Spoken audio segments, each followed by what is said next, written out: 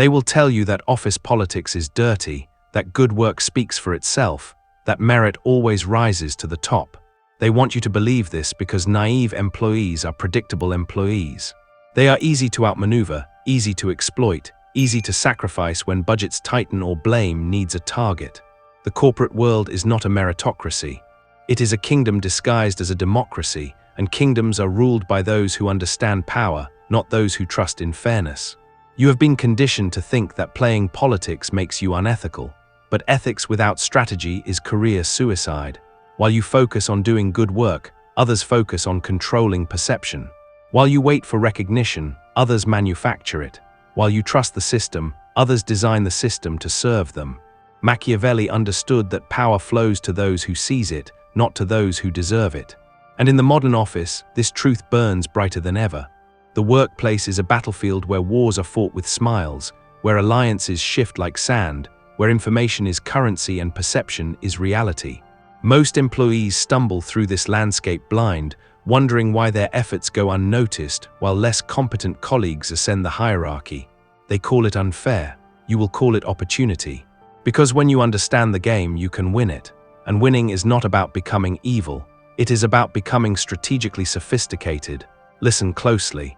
The executive who controls budgets did not reach that position through technical skill alone. The manager who shapes decisions did not climb there through pure merit. The colleague who seems untouchable despite mediocre performance understands something you were never taught. They understand that influence is built, not earned. That reputation is crafted, not discovered. That power is seized, not granted. Today you learn to think like them. Today you stop being the pawn and start becoming the player. Your first lesson is this.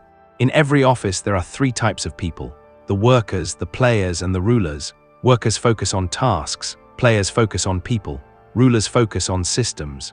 Most employees remain workers their entire careers, believing that excellence in execution will eventually be noticed and rewarded. They are wrong. Excellence in execution makes you valuable, but it does not make you powerful. Value can be exploited. Power cannot. Players understand that careers are built through relationships, through positioning, through careful management of perception. They network strategically, align themselves with influential figures, and ensure their contributions are visible to decision makers.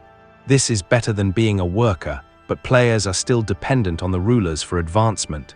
They can be promoted or discarded based on the whims of those above them. Rulers think differently. They do not just participate in the system, they shape it. They influence who gets hired, who gets promoted, who gets blamed when things go wrong. They control information flow, resource allocation, and strategic direction. They are not necessarily the highest-ranking people in the organization, though they often are. They are the people others need, fear, or both. Your goal is not just to play the game. Your goal is to eventually rule it. But ruling requires understanding the architecture of organizational power. Every company has a formal structure, the org chart, the official reporting lines, the written policies. And every company has an informal structure, the real network of influence, the unspoken alliances, the hidden decision makers. The formal structure is what they show you during orientation. The informal structure is what actually governs your career. You must map both, but you must master the informal one. Start by identifying the true power brokers in your organization. These are not always the people with the fanciest titles. Look for the individuals who are consulted before major decisions, whose opinions carry weight in meetings, who seem to know about changes before they are announced. Watch who senior leaders seek advice from, who gets invited to important discussions, who others approach when they need something accomplished. These people have built influence through years of strategic positioning, and they can accelerate or destroy careers with a word. Power brokers come in different forms. The information broker knows everything that happens in the organization before anyone else. They have cultivated sources throughout the company and trade information like currency. The relationship broker has connections everywhere and can open doors or close them based on their recommendation. The expertise broker possesses knowledge so specialized and valuable that they become indispensable to critical operations. The access broker sits close to senior leadership and controls who can reach the decision makers. Study these archetypes and determine which path aligns with your strengths and opportunities. But understanding power is only the beginning.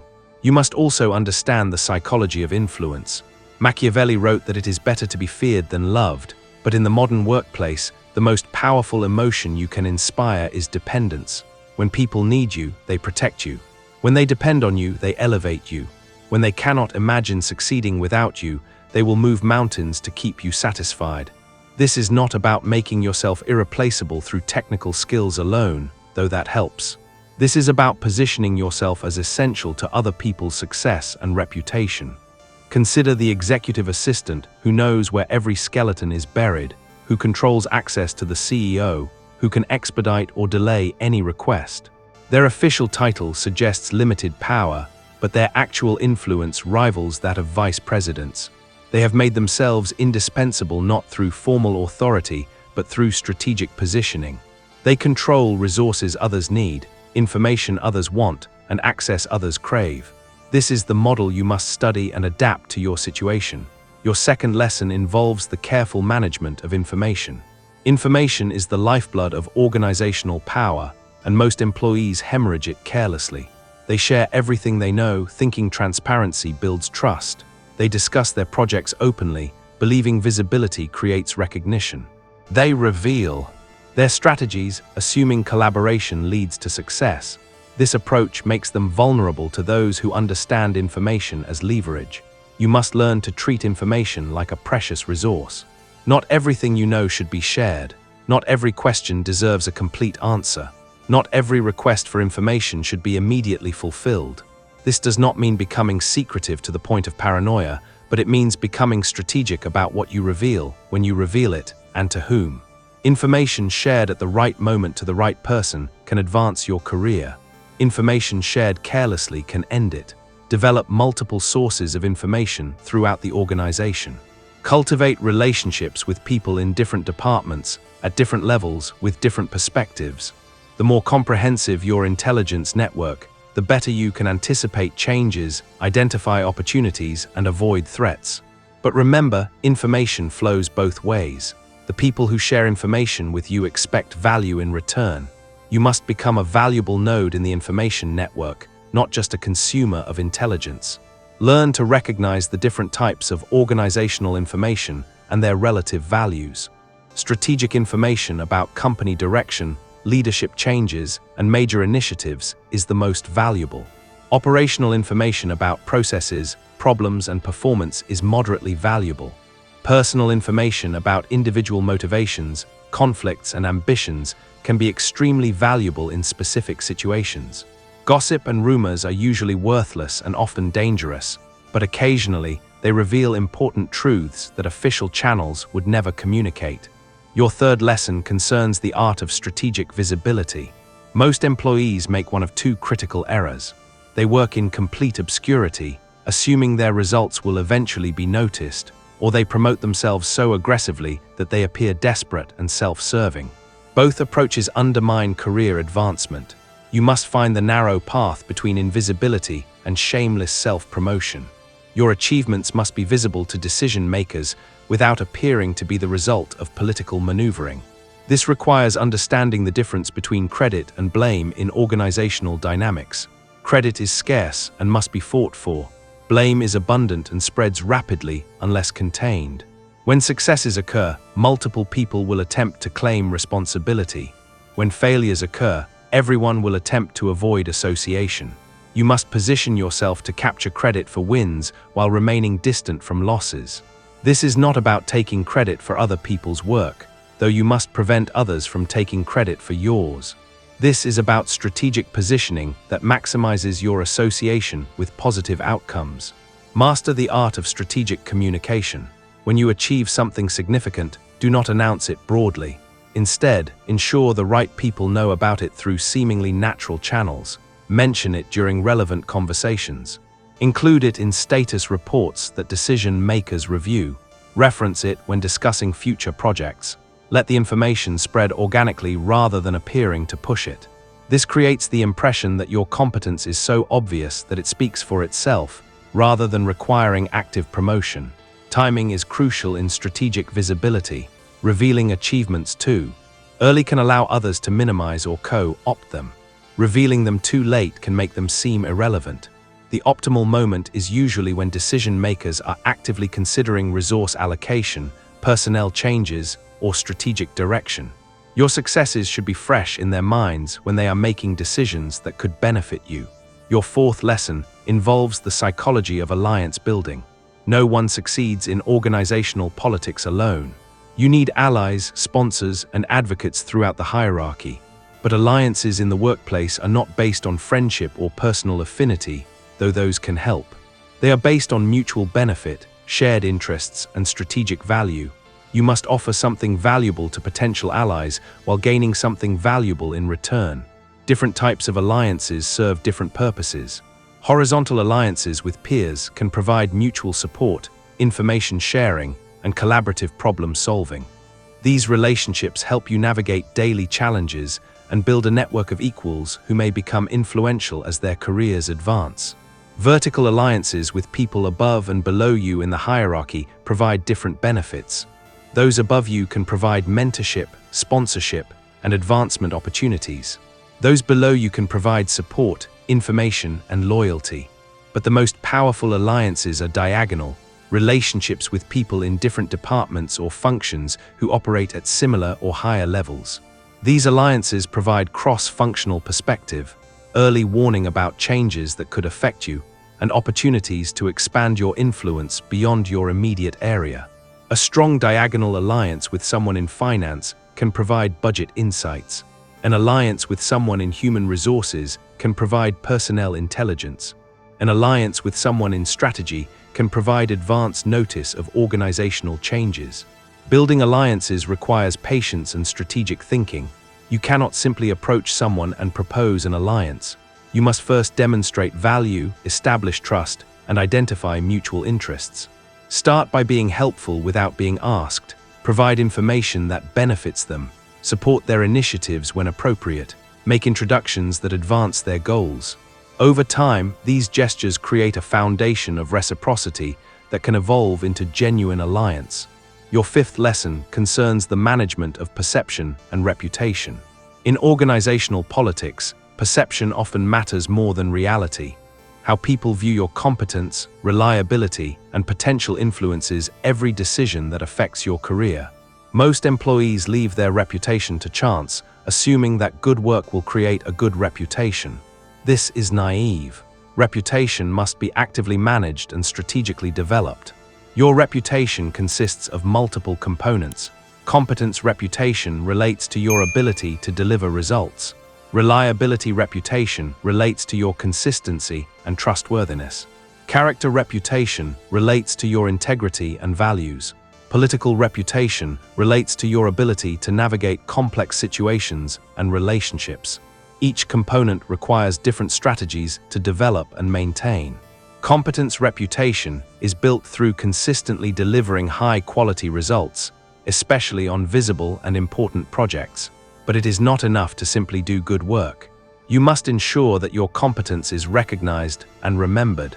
This means choosing your battles carefully, focusing your best efforts on projects that matter to decision makers, and finding ways to make your contributions clear and measurable. Reliability reputation is built through consistent behavior over time. Always meet your commitments. Communicate proactively about potential problems. Be responsive to requests and inquiries. Support your colleagues when they need assistance. Reliability is not exciting, but it is foundational.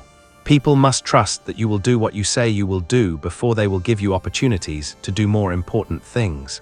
Character reputation is more complex because it involves perceptions of your motives and values. You want to be seen as someone with integrity, who can be trusted with sensitive information and important responsibilities. This does not mean being naive or refusing to engage in organizational politics. It means being strategic while maintaining ethical boundaries. It means being honest about your ambitions while being respectful of others. It means playing the game skillfully without being perceived as manipulative or untrustworthy.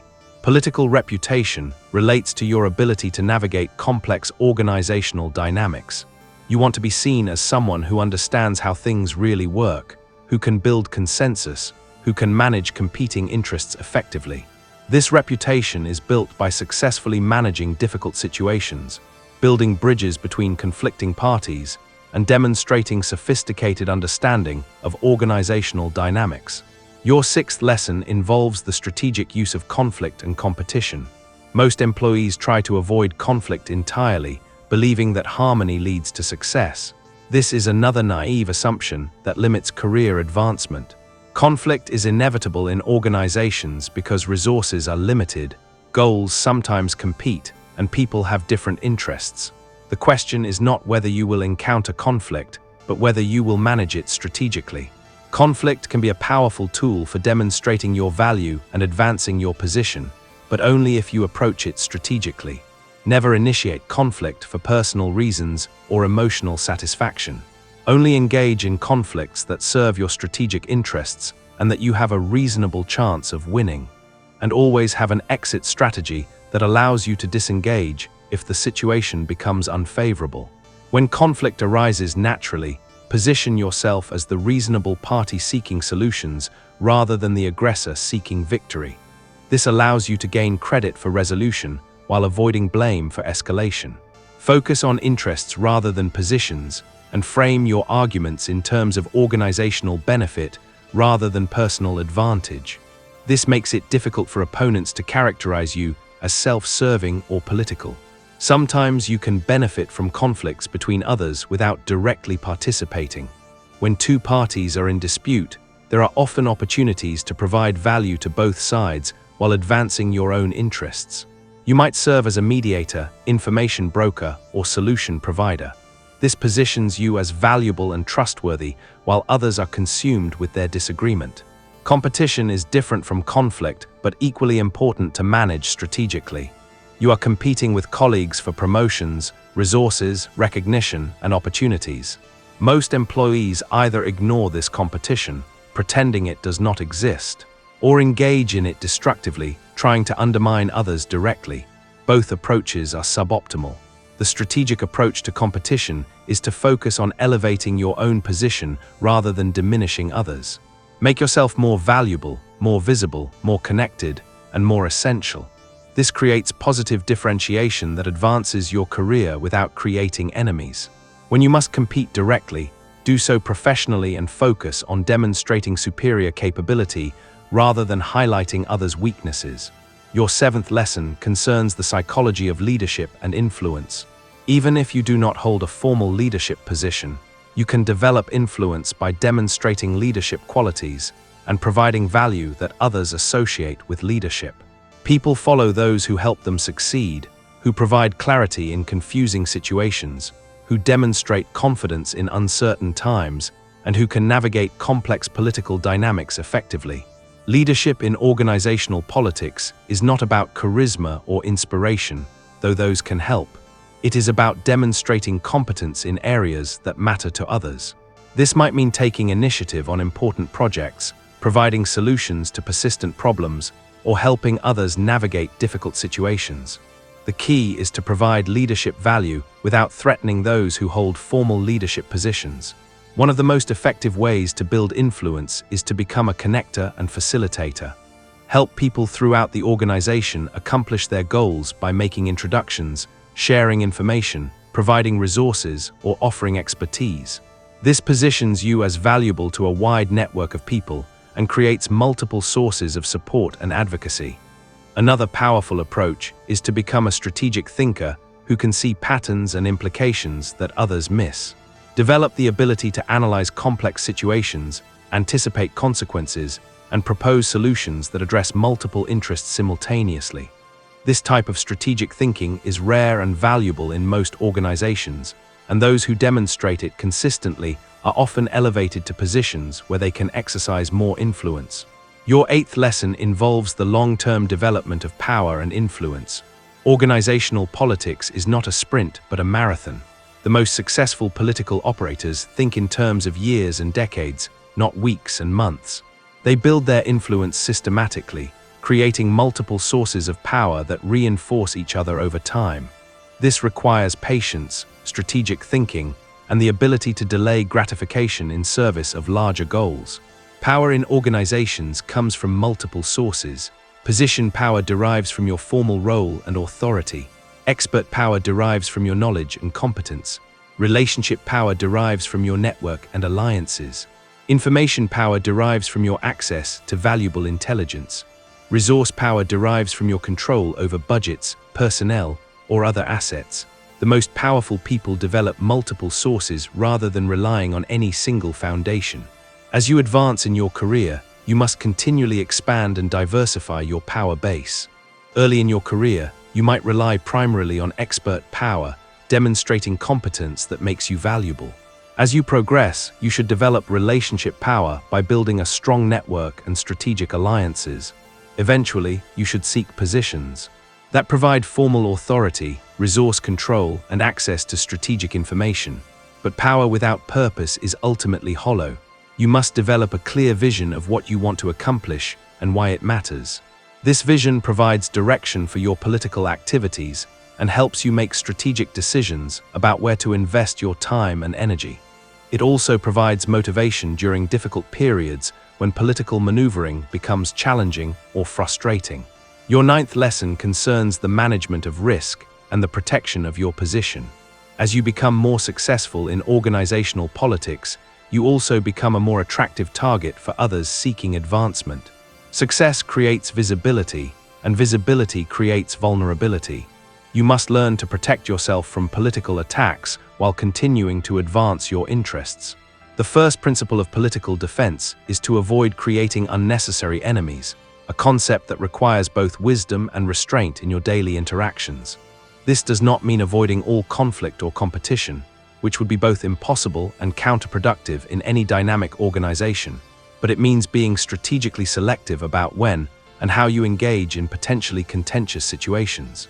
Every interaction you have is an investment in your future political capital, and careless words or actions can create debts that compound over time. Never humiliate opponents publicly, no matter how tempting it might be in the moment or how justified you feel. Public humiliation creates a wound that never fully heals, transforming what might have been a temporary disagreement into a permanent vendetta. Instead, when you must challenge someone's position, do so privately first, allowing them to save face and potentially change course without public embarrassment. If public disagreement becomes necessary, focus on ideas and outcomes rather than personal competence or character. Remember that the person you defeat today may be in a position to help or harm you tomorrow. Never take credit that rightfully belongs to others, even when the opportunity presents itself and you believe you could get away with it. This behavior has a way of being discovered eventually, and when it is, it destroys not only your relationship with the person you've wronged, but also your reputation with anyone who witnesses or learns about your dishonesty. Instead, be generous with credit distribution, acknowledging contributions even when they're smaller than your own. This generosity creates loyalty and encourages others to work harder on your behalf in future endeavors. Never betray confidences or violate trust, as these actions mark you as fundamentally unreliable in the eyes of everyone who learns about them. When someone shares sensitive information with you, they're making an investment in your relationship and testing your character. Violating that trust might provide short-term tactical advantage, but it permanently damages your ability to gather intelligence and build meaningful alliances. People must believe that their secrets are safe with you, or they will never share the kind of information that makes political navigation possible. Never engage in personal attacks or character assassination, which represent the crudest and most dangerous forms of political warfare. These behaviors create lasting enmity that can damage your career years or even decades later. The person you attack today may leave the organization, only to return in a senior position with perfect memory of your past behavior. Instead, focus your opposition on specific actions, decisions, or outcomes that you can address professionally and constructively. The second principle is to maintain multiple options and avoid overdependence on any single relationship, position, or strategy, which requires constant attention to diversification across all aspects of your professional life. Organizations are inherently unstable environments where change is the only constant, and those who fail to prepare for this reality often find themselves suddenly vulnerable when circumstances shift. Diversify your alliances across different departments, levels, and functional areas so that the loss of any single relationship does not destroy your position or leave you isolated. This means investing time and energy in building connections with people who may not seem immediately useful to your current objectives. The colleague in accounting who seems peripheral to your work today may become the budget director who controls your resources tomorrow. The peer in a different division may become the senior executive who remembers your early support when promotion opportunities arise. Develop multiple sources of value so that changes in organizational priorities do not eliminate your relevance or make your skills obsolete. This requires staying ahead of industry trends, continuously developing new competencies, and positioning yourself at the intersection of different organizational needs. If you're known only for one type of expertise, you become vulnerable whenever that expertise falls out of favor. Instead, build a portfolio of capabilities that makes you valuable under different scenarios and strategic directions. Build your reputation broadly throughout the organization so that it is not dependent on the success of any single project or initiative or tied too closely to any particular leader's fortunes.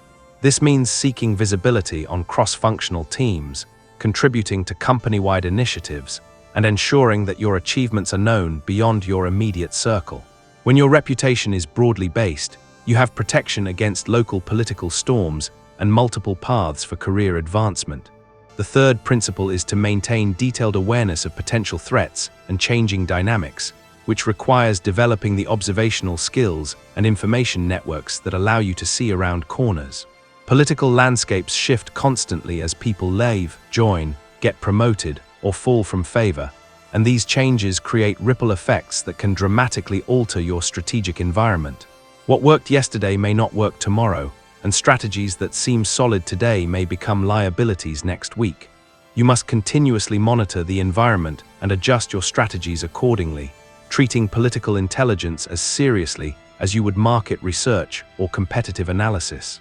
This means paying attention to subtle signals like changes in meeting attendance patterns, shifts in communication styles, or alterations in resource allocation. It means noticing who's being included in new initiatives and who's being quietly marginalized. It means understanding the implications of external pressures on internal dynamics. This requires maintaining your intelligence network and staying connected to sources of information throughout the organization. Cultivating relationships with people who have access to different types of information and perspectives. Administrative assistants often know about scheduling changes before executives do.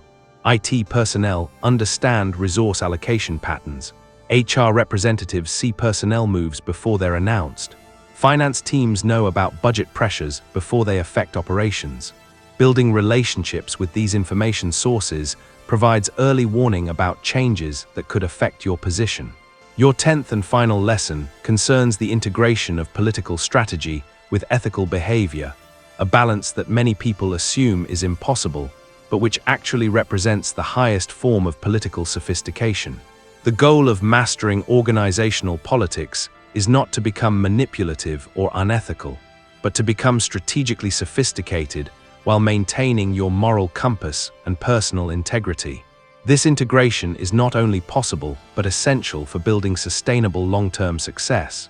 You can pursue your interests aggressively while maintaining integrity by focusing on legitimate value creation rather than zero-sum competition. You can build power while treating others with respect by recognizing that true power comes from enabling others rather than diminishing them. You can win without destroying others by defining victory in terms of mutual advancement rather than relative domination. The key is to focus on creating value while advancing your position, looking for opportunities where your success enables others to succeed as well. This approach requires creativity and strategic thinking, but it produces outcomes that are both more sustainable and more satisfying than those achieved through manipulation or exploitation. When you help others accomplish their goals, they become invested in your success rather than resentful of it. Build your influence by helping others accomplish their goals, positioning yourself as a valuable ally rather than a threatening competitor. This means understanding what others need to succeed and finding ways to provide it, whether through sharing resources, providing expertise, making introductions, or offering support during difficult periods. When people associate you with their own success, they become advocates for your advancement. Advance your career by making meaningful contributions to organizational success, ensuring that your personal advancement is tied to broader value creation. This approach creates alignment between your interests and those of the organization, making it easier for others to support your advancement without feeling that they're sacrificing organizational welfare for personal favoritism. Remember that reputation for integrity is itself a source of power, often more durable and valuable than power acquired through manipulation or coercion. People trust those they perceive as ethical and reliable, and this trust translates into tangible advantages in every aspect of organizational life. They share information more freely with those they trust, reducing the effort required to maintain situational awareness. They offer opportunities more readily to those they respect, expanding your options for advancement. They provide support more consistently to those they admire, creating a network of allies who actively work on your behalf. A reputation for integrity also provides protection against political attacks, as others are less likely to believe negative characterizations of someone they perceive as fundamentally trustworthy. When someone with a reputation for honesty is accused of wrongdoing, people naturally question the accusation rather than assuming guilt. This protection becomes invaluable during the inevitable conflicts and controversies that arise in organizational life. The most successful political operators understand that short-term tactical victories are meaningless if they undermine long-term strategic position, a perspective that requires discipline and patience in a culture that often rewards immediate results. Every action you take should be evaluated not just for its immediate benefits, but for its long-term consequences on your reputation, relationships, and strategic position. This perspective helps you avoid the temptation to engage in behaviors that might provide short-term advantage but create long-term vulnerability. Consider how each decision affects your reputation, your relationships, and your future options. Ask yourself whether the immediate benefits justify the potential long-term costs. Think about how your actions will be remembered and discussed months or years from now. This long-term perspective naturally guides you toward more ethical and sustainable approaches to political navigation. You now possess the framework for understanding and mastering organizational politics, but knowledge without application is worthless, like owning a map without taking the journey. You must begin implementing these strategies immediately, starting with small, low-risk situations and gradually expanding your political sophistication as you gain experience and confidence. The key is to begin practicing these skills in environments where mistakes won't be catastrophic, allowing you to develop competence before facing high-stakes situations. Start by mapping the power structure in your organization with the thoroughness of a military strategist analyzing terrain.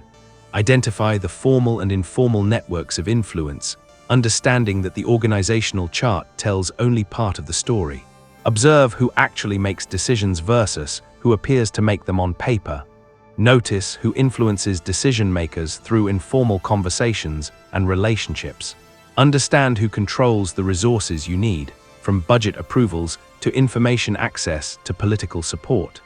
This analysis will provide the foundation for all your subsequent political activities, serving as your navigation system for the complex organizational landscape. Update this map regularly as people move, relationships change, and power shifts. The most successful political operators maintain detailed mental models of organizational dynamics that they continuously refine based on new information and observations. Begin building strategic relationships throughout the organization with the patience of a gardener planting seeds for future harvests. Focus initially on horizontal relationships with peers who can provide mutual support and information sharing. These relationships are often easier to develop because they're based on reciprocity rather than hierarchy, and they provide valuable intelligence about organizational dynamics at your level. Gradually expand to include vertical relationships with both superiors and subordinates that can provide mentorship, sponsorship, and different perspectives on organizational challenges. Upward relationships require more careful cultivation, but offer greater potential returns in terms of advancement opportunities and strategic guidance. Downward relationships are often overlooked, but can provide valuable intelligence and support, particularly as those Individuals advance in their own careers. Don't neglect diagonal relationships that cross functional and hierarchical boundaries, as these often provide the most unique perspectives and unexpected opportunities. The manager in a different division may offer insights into company-wide trends that aren't visible from your position. The senior individual contributor in another department may become a key ally on cross-functional projects. Develop your reputation systematically by consistently delivering results on visible projects, understanding that reputation is built through accumulated evidence rather than single dramatic gestures. Choose your commitments carefully, ensuring that you can deliver on your promises and then exceed expectations whenever possible. Communicate strategically about your achievements, ensuring that key decision-makers understand your contributions without appearing boastful or self-promoting. Position yourself as valuable to key decision-makers by understanding their priorities and challenges, then finding ways to contribute to their success.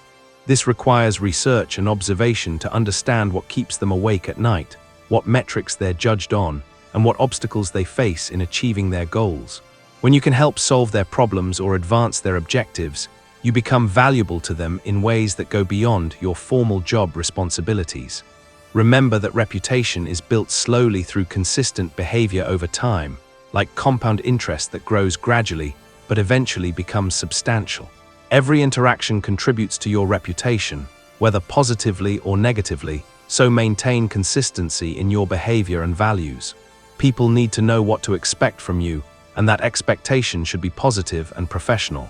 Practice strategic communication and information management as core skills that enable everything else you're trying to accomplish. Learn to listen more than you speak, understanding that information gathering is often more valuable than information sharing.